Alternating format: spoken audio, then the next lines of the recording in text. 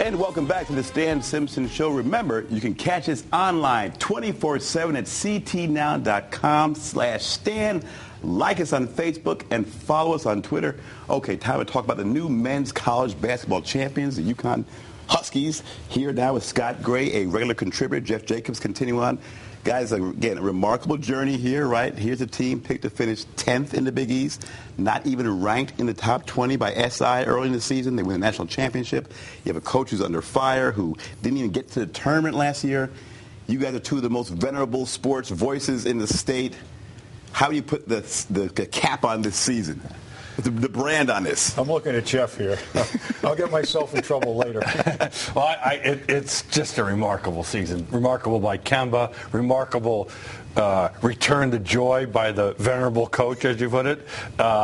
A remarkable 28 days. Yeah. Good grief. I think about everybody standing there after the loss at Notre Dame and Calhoun going, begging for a rebound, invoking Paul Silas's name. Couldn't jump over New York Times saying, but he willed it. He was looking for some want and some will out of his team at that point. And boy, they went down to Madison Square Garden, and 28 days later, they were holding the trophy. And they hadn't lost since, right? 11 straight games. What to me was really remarkable, and I don't, you and I talked about this actually before they got to New York.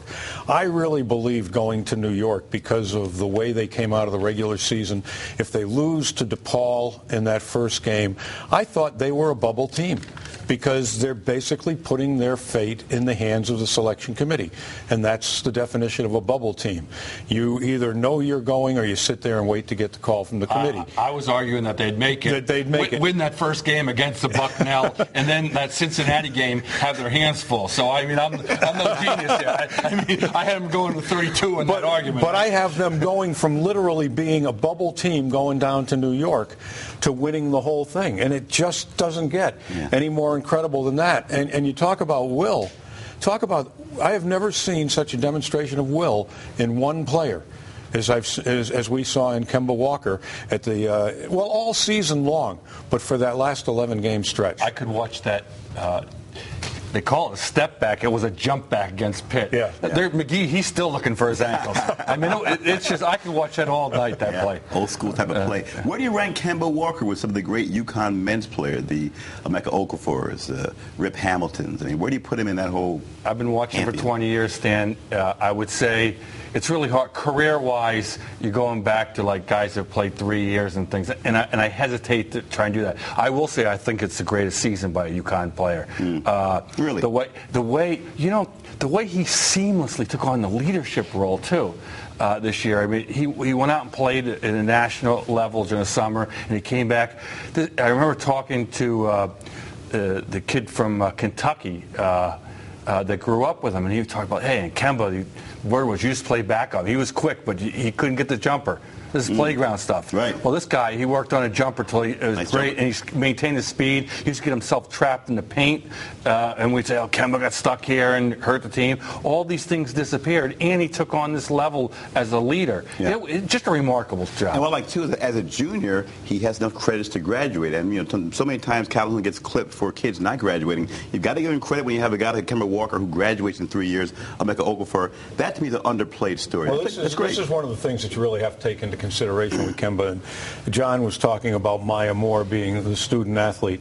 Kemba not only managed to come up with the course level and the grades to graduate in 3 years, but when you talk to him, he's just an incredibly intelligent, insightful kid.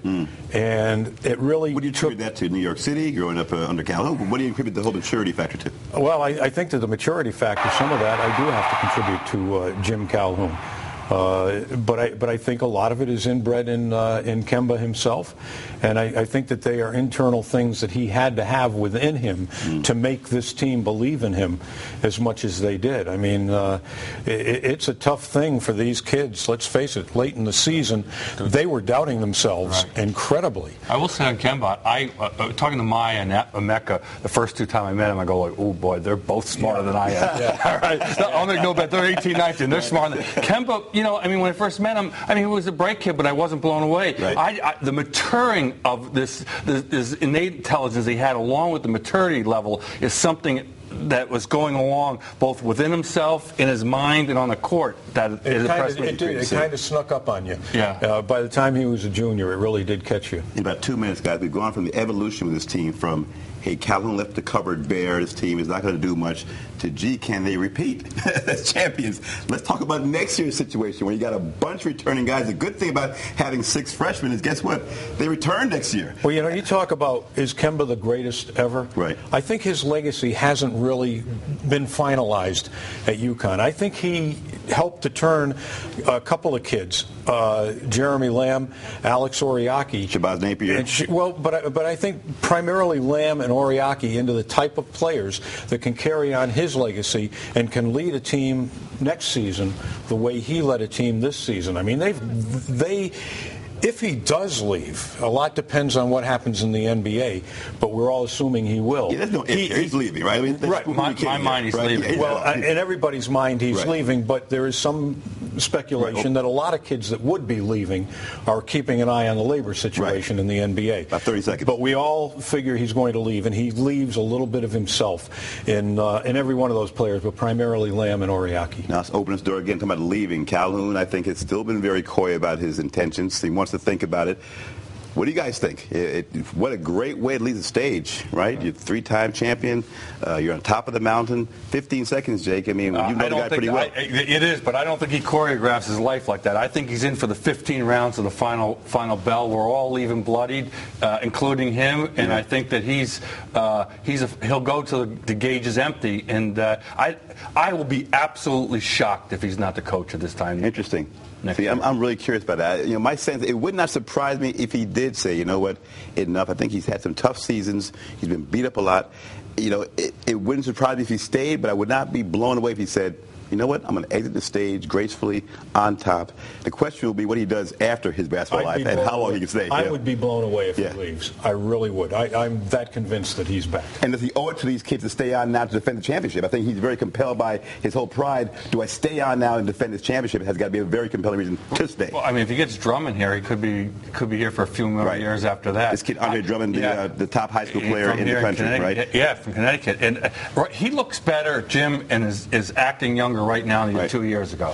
Yeah. So I like the chances of him continuing for a while. He physically and mentally, I like the word's trending, I guess now. I like the way he's trending right now. Right. But we also know the elephant in the room could be the health issue. He may want to do it with the heart, but now the health issue comes in and he has some other issues. And so we'll talk about if indeed he has to retire, who is the heir apparent. So we'll talk about that in the next segment. When we come back, we'll talk about the possibility of Jim Calhoun retiring and who the candidates would be to succeed him if he ever does decide to hang him up. Don't go away. Join our Facebook page and give us your thoughts about who you think would be a good candidate to replace Jim Calhoun. We're back after this.